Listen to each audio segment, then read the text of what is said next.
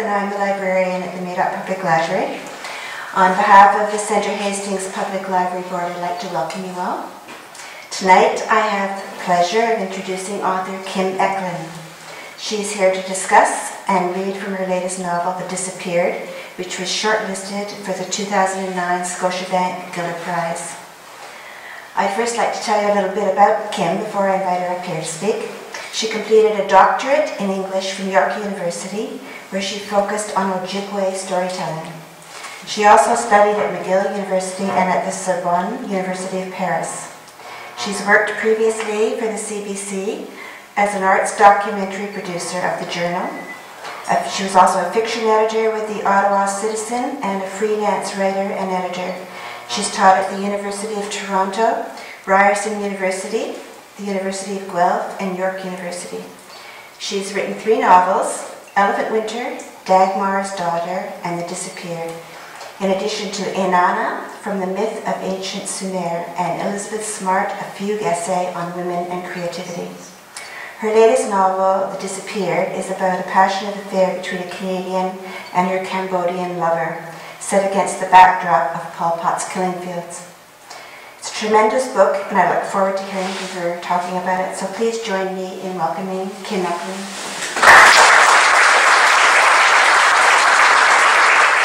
Thank you very much. It's such a beautiful night. I feel very privileged that you came in indoors on such a beautiful evening. I thought what I'd do is tell you a little bit about how this book came into being, and a little bit about my research and some of the things I hope to do with the book.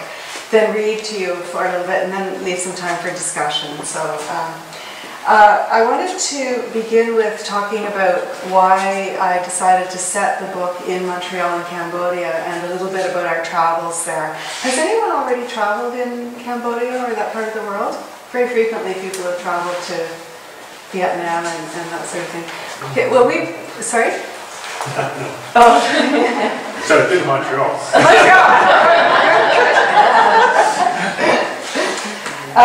When I first visited Cambodia, I was actually traveling not for research and writing, but with my husband, who was doing some research for the University of Toronto, and he was doing work on vaccinations there, because after the end of the genocide was 1975 to 79. But because so many people who were intellectuals or professionals, anyone with soft hands or with glasses or who spoke a second language or who was educated in any way, were the first victims of the Pol Pot regime. And at the end of 4 years, you can imagine, with 1/7 of the population dead, and most of that population the educated, it's taken decades to rebuild and to recreate an infrastructure. And so there are a number of NGOs and people doing outreach work in order to get education and medicine moving again in Cambodia. Anyway, Ross was there working on this inoculation program, and it was wonderful in terms of a traveling experience, because it took us into parts of the country that we wouldn't necessarily be able to go otherwise. But this project, while it was very dark in many ways because of studying a genocide and trying to figure out how to write about that, the light side of it was that I met the most extraordinary people while doing the research, and that happened on our very first day in Cambodia. We were trying to cross the street to go to a market, and the traffic patterns are quite different in Phnom Penh, which is the major city. Rather than merging in from the back, when you're merging on a Cambodian street, you merge from the front. And on the Cambodian streets, you'll have motorcycles and these little tuk-tuks, which are motorcycles that are pulling trailers, and the odd elephant, and just all kinds of traffic that we weren't used to. And I was standing there with my girls who were 12 and 4, and Ross, and we couldn't get across the street. And so it was a testament to the grace of the people was that as we stood there kind of dazed and confused, A woman who was a noodle seller, who had her cart, just came and she just gently took my elbow and took us across the street. And that was the beginning. That was the beginning of the most amazing hospitality that we experienced. Now that same first morning we got into the market and Ross had taken the girls off to get some t-shirts and I was just sitting on a bench and a woman came and sat beside me and she began to talk. Her English was very good and she said that she had some friends in Canada and that she had hoped to be able to emigrate to Canada, but she had been on the Thai border in a refugee camp and she had been forcibly repatriated to Phnom Penh. And so we chatted away about Canada and about some of her experiences, and she leaned in very quietly partway through this conversation and said to me, you know, I lost my whole family during the Pol Pot time. And I didn't know, you know, how to respond. I didn't know what to say, and I just said, you know, I'm so sorry. Is there anything I can do? And she said, no, I just want you to know. And then she very quickly moved off. And it was such a moving moment for me, and so fleeting. I didn't know what to make of it, but it really, really stayed with me. So as we moved around the country a little bit, we began to see what the genocide had left in its aftermath. Now, as you know, there was a Truth and Reconciliation, or there's a Truth Commission there last year, and some of the major leaders were tried. But at the time we were there, which was about 9 years before, the official government position was that people should not speak to foreigners about the genocide. The phrase that was used was, burn the old grass to let the new grass grow. And so when people did approach us to talk about the history, they were doing it at some peril to themselves. But we did see everywhere signs of the genocide. There was the official museum, which was in Tuol Sleng, a prison called S21, which was the primary torture and interrogation center of the Pol Pot regime, and thousands and thousands of people died there.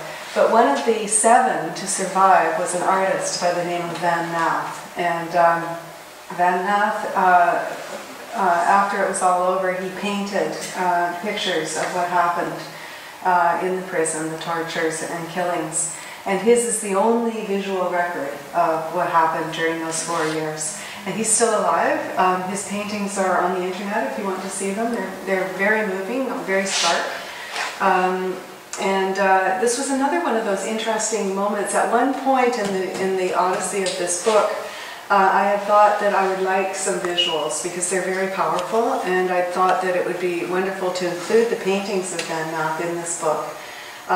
It was a decision I eventually didn't do, but I did want to make contact with him to ask him for permission to use the pictures at one point. And I wasn't able to go, and you know, letter communications were quite difficult with the language barriers and so on.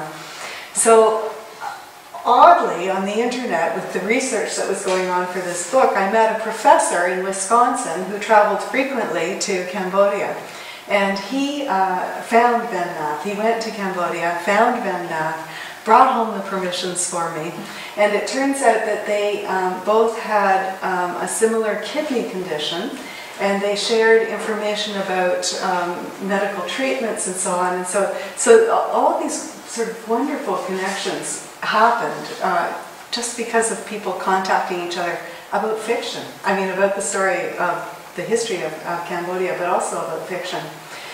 As we traveled around the country, I was very moved. In different places you would see little handwritten signs that would say, you know, 30 people were killed here, or, you know, 3,000 people were killed here. And they were always written in Khmer and English. So we knew that there was a hope that somehow what had happened there would be witnessed out in the world, not only in Cambodia. One of the lovely counterpoints to the evidence of the genocide that we saw there, as I've mentioned, was the warmth of the people. And it's always fun traveling with kids because you meet people that you wouldn't necessarily meet, and you have to often ask for help when you're traveling with kids. So we were up in the temple area, and we just wanted one day of walking around the temples, half a day of walking around the temples, that we weren't dragging the 4-year-old with us because it was very hot, and there wasn't a lot that she had fun, but she couldn't really absorb a lot of it. So we had the same taxi driver, the same tuk-tuk driver, Mr. Moo, who appears in this book. We asked him on the 3rd day, so we thought we kind of knew him, if he would mind if we left the girls with him for 3 or 4 hours. He said, no problem. And it was kind of amazing because he had about 17 words of English and I had about 3 in Khmer. We managed to make all of this happen. So when we got back, all the tuk-tuks in the parking area were in a big circle, which is what the drivers did so that they could take turns going and to have a nap or a drink or something, and the other drivers could watch their tuk-tuks. And I got back out of the temple, so I'll never forget this. The girls were sort of jumping from one motorcycle to another, this big circle, and they were having a fantastic time. And I thought, I have never come in to a babysitter at home where the girls were so happy. So I said, when Mr. Moo drove us back to the hotel, I said to Olivia, the elder, I said, what did you do the whole time? And she said, we had fun. We flew kites with the kids on the beach, and we climbed on Mr. Moo's tuk-tuk, and he bought us a Coke, and I said, well, what did you talk about with him? And she said, well, not very much. She said, mostly they just wanted to know how much money you make. So there were all these lovely sort of warm moments. Now, one of the big challenges for this book was trying to find the language to tell it in. It's not the kind of writing that I've done before, and I had kind of set myself an idea of what would it mean, asked myself the question, how does literature witness to human conscience, to human atrocity? How do we use art to witness to who we are and what we do? And I had never intended to write about Cambodia, but the woman in the market who said to me that she just wanted me to know just stayed with me. And I thought, well, give it a try. So when I came back with this kind of haunting pressure to think about writing that story, I started to read everything I could. I read, everything that I could on Cambodia. But the challenge and the difficulty was how to write from the point of view of someone who's been traumatized, what happens during a genocide. And because so much of that material had not been recorded in Cambodia, I began to read accounts of, witness accounts from other parts of the world. So the first was South Africa's Truth and Reconciliation Commission, and then I started looking at some of the commissions from South America, the ones from Mass in Argentina, the Chilean one, and some African accounts. And it was very interesting to me because each place has their own specific history and the specificity of the culture, but there was a resonance between these different places that is human, and it was the human experience. And what I noticed after reading really thousands of pages was that there is a directness of style when people are testifying. And I believe that that directness of style comes from the fact that the stories are so profound and powerful that people don't really need a lot of metaphor and simile and so on. They just, I was raped, I was taken in the middle of the night, I was tortured, I found my way out of a grave. When people are telling those kinds of stories, you don't need a lot of embellishment. And so that is part of the reason that I went for this very kind of pared down and direct style. But then the other half of this story is this fantastic love affair between a young Canadian girl and a Cambodian musician. And I thought, well, I'm going to go and look at traditional love poetry as well. And this was just such a revelation to me because, you know, the oldest love poetry in the world is from Sumer, which is Iran, the Iran-Iraq area. And it's 3000 BC. It's well before Homer's Odyssey, well before our biblical stories. In fact, the love stories of ancient Sumer are the love stories that inform the Song of Solomon. So, and I read these love stories at 3000 BC. So we're, you know, 5,000, 6,000 years we're talking, and they talk about love in exactly the same way. You know, he had beautiful eyes. I wanted to make love with him. He wanted to make love lying down and standing up. You know, and then I listen to contemporary rock music, the music that my daughters are listening to in the radio. You know, Usher and you know, I hear lyrics like, I wouldn't change a thing, you are so beautiful, or the Beatles, she loves you, yeah, yeah, yeah. So this language too, I found really, really direct, pared down, and not a lot of embellishment. And so once I suddenly one morning made that connection, I thought, yes, now I know what kind of language to use for this book. Then the other big challenge was the research once I got going, because we were not in Cambodia for a long time, and to tell this story authentically, it had to be absolutely accurate. I really couldn't afford to have mistakes. And so I tried to work with documented things, and I tried to work only in the places that we had been. But there was one trip in the book that I really, really needed to make, the trip where the lovers go from Phnom Penh to Eng Tasam, where she finds her lover's remains. And that needed to be in Eng Tasam because it was authentic to what really happens. But I hadn't been there. And I tried to write it without seeing the landscape, and I couldn't. So one morning I was on the internet, and I found this overland motorcycle company called Dancing Roads. And the reason it's called Dancing Roads is because of the potholes. The word for pothole in Khmer is quite literally the dancing road. So I found them, and I wrote to them, and I said, you know, I can't come back to Cambodia, I can't take one of your tours, but this is what I'm doing, and I would love to, if you ever have a digital camera along, do you think you could snap a few pictures of this trip for me? So no answer. I thought, well, because you toss out 100 lines for every line that comes in when you're doing research, and I thought nothing. So 6 weeks later, I open the computer, and this huge file comes in, and it was 100 photographs of that trip from Eng Tasam to Phnom Penh. And each photograph was annotated. So 1 kilometer out of Phnom Penh, 2 kilometers out of Phnom Penh. They named the names of the trees, the names of the villages, the names of the mountains in the far distance. It was an incredible amount of work for a stranger, a total stranger who, you know, had only asked. And the woman who did this for me became a real internet friend. It turned out, though, that her story was not so dissimilar to the story that I was writing. She was a British expatriate. She'd married a young Khmer man who was running the motorcycle company.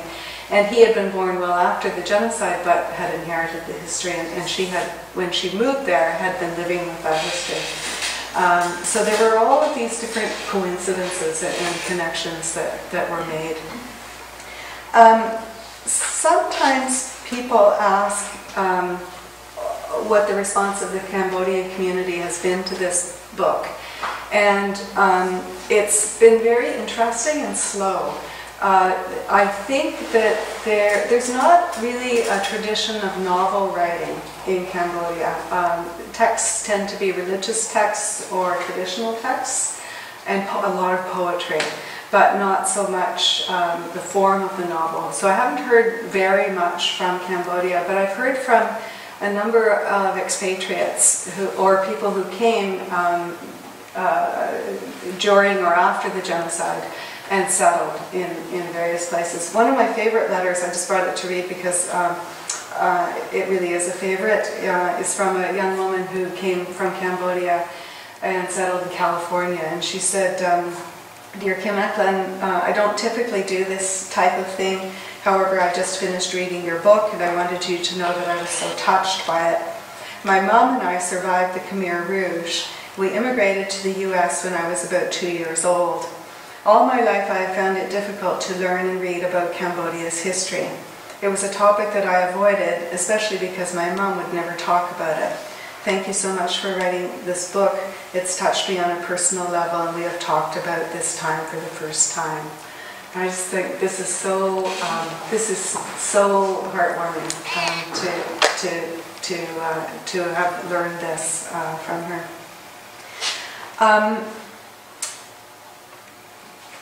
Bones work their way to the surface.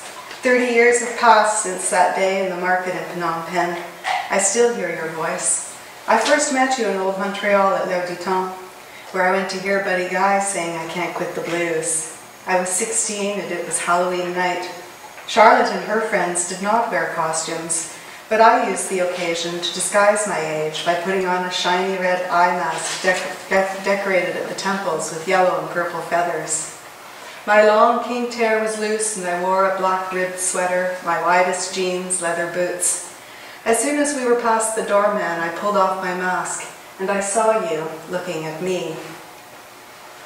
We took a round table close to the stage in the smoke-filled room. All through the first set, I rolled cigarettes and passed them to the girls at my table and listened to Buddy Guy pleading the blues, eyebrows way up, eyes wide open, singing Stone Crazy and No Lie.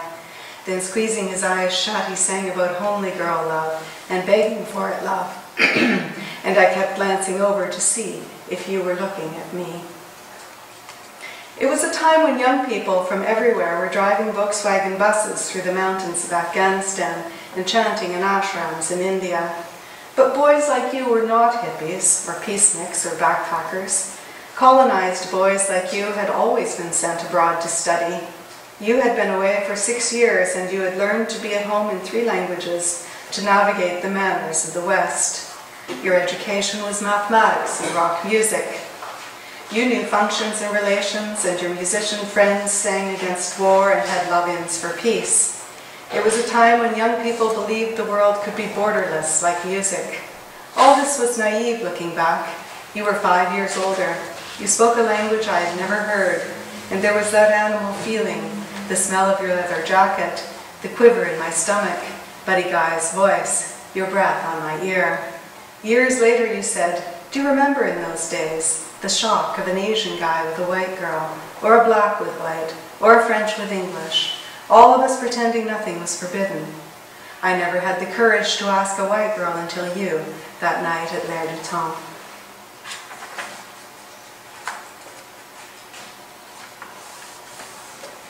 One night, 11 years after you left, I turned on the television and the light flickered in front of me. I moved my chair very close to the screen. Australian backpackers were taking a train into Phnom Penh to attend a Memorial Day, the day to remain tied in anger. I had watched newsreels of war and landmine victims and the hollow desperation of hunger and piles of skulls, but I had never seen pictures of Cambodia trying to recover. I watched a weeping woman dressed in white behind the microphone speaking to a large crowd in the courtyard of a school that had been used as an extermination center. She was thin and she held a wet handkerchief. Her nasal voice flamed the upturned faces of the listening people. She chanted the names of her parents, her husband, her children, her brothers and sisters, taken from her one by one. Tears streamed down her face, deep lines deepening between her brows. When she paused to breathe past the lumps in her throat, she covered her face with a white handkerchief, dripping tears and sweat. Behold, grief. Words and weeping one sound, she covered her mouth with dread grace, swaying from the waist, her long fingers rippling like stalks of grain. She sang, "What sorrow is there that is not mine? Country lost and husband and children, what sorrow is not mine? The monks say, with the body comes suffering." I saw you. The camera panned the school. I was sure I saw you in the crowd. My longing did not seem a lover's insanity in this city of the bereaved. Every person in that crowd was grieving. Nothing seemed crazy in the paralyzed longing of the crowd. I was sure I had seen you alive and moving, and I could no longer pretend. I turned off the television. I packed things. I gave notice. And on Sunday night, I told Papa I was leaving. When Mal stepped forward, the other drivers fell back.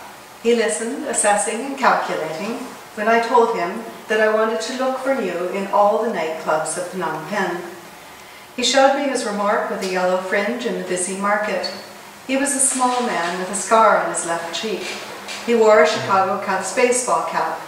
His eyes softened fleetingly when he looked at me, and he said, "Maybe it will take time. Maybe it is like looking for a grain of rice." I was not sure how I would find you, and I was not sure you wanted me to. The smell of the river Bassac, milk waters from distant mountains tangled into humid air and garlic and night jasmine and cooking oil, male sweat and female wetness. Corruption loves the darkness. In Montreal I knew which doors, which alleys, which snowbanks hid bags of drugs and young girls with red lips, skinny boys with narrow hips, the things men think they want. But here, I did not know where anything was. I was afraid to go out alone to look for you. Mal pulled into traffic. I was relieved to be out of the crowds at the market, everyone trying to make a few real. Mal stopped in front of Lucky No. 1 restaurant on Monavong Boulevard and called to a waiter to give me a table on the sidewalk. I asked him to eat soup with me, but he waved his hand in front of his face. He said, "I must watch my moto. I will wait." The heart was packed. You were not there. I did not expect to find you in the first place I looked, but I hoped. Mal said, "I know another place." He drove around Independence Monument to a small club called Nexus. A DJ sat behind a rickety table, playing a collection of jazz records on a turntable and Khmer music on a cassette player. This was a place you might be. But you were not there. I came out and said to Mal, "What if he has a girlfriend?" Night after night he drove me. I thought, what if he does not go out to listen to music anymore? What if I never go to the same place at the same time? What if the gods are deaf and mute and play tricks on me forever? I walked into the Globe on Sihanouk Boulevard, and I saw you standing at the bar. Your dark hair was still long, tied back. You wore a white t-shirt. You leaned on the bar. You were alone and absorbed in the music. You in Phnom Penh, your eyes gold-flecked. I blinked and breathed and saw you again. The DJ put on an old Oscar Peterson recording. I listened to that caressing, flirting, demanding touch on a piano playing L'Impossible. Now that I had found you, I had to get used to you again. When the song was finished, you shifted on your feet and looked around, and your eyes passed over me, and then I watched them flicker back startled and rest on me.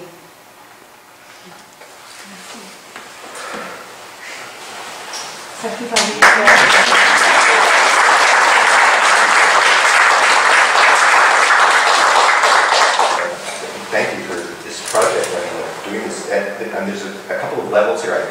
I came with a question, but your comments also make me think about, or you're getting me to think about just what literature needs to be about in a certain sense, because it sounds like you have some pretty strong ideas that have affected the way you've done your work. But anyway, I'll bring up the question that came with it. It's on the Montreal side of the story, and because this Anne, the character in the story, her mother dies when she's 2 years old.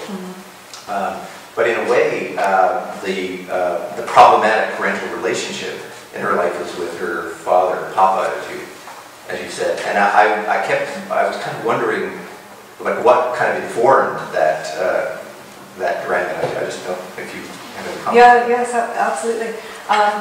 Great observation. Again, I wanted the story to seem as if it's not something far away, and so most of the characters actually suffer quite a lot of loss, whether in Canada or in Cambodia. But it was important to me to have Anne as the lover have already experienced a significant loss, which was her mother. And then the other thing that was interesting in terms of the psychology of a character like that is that motherless daughters can run the gamut of experiences and responses. But one of the really interesting psychological phenomena that sometimes happens to girls who grow up without mothers or mother figures, strong mother figures, is that they actually are quite free. Which is not reassuring to me as a mother.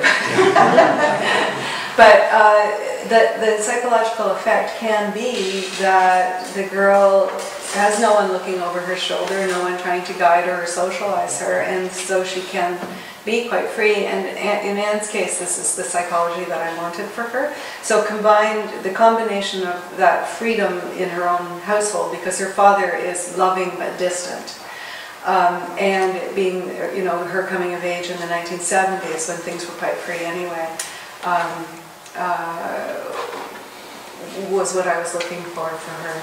Because she falls in love, she falls head over heels in love, and she freely acts on it at a very young age, 16. I don't see a lot of difference between me and a Rwandan and a Cambodian in terms of our responsibility for each other. And I think this has been transformative through this work. I think we know what's going on in the world, and we are responsible for each other. Our challenge now is how do we act on this? But we can see, as we've never seen before, what's going on. We have international courts now. And we have the ability to, all of these truth commissions, for example, are online. Like, just type in Truth and Reconciliation South Africa, you can get the recordings, all of the records up. So I find that a change. You know, when I talk to my parents about the Second World War, which they lived through and served in, you know, they didn't really know about Hiroshima until 36 hours after. And now we witness things as they're happening. So you can just see even in that short period of time how much things have changed. And I think this can be nothing but good.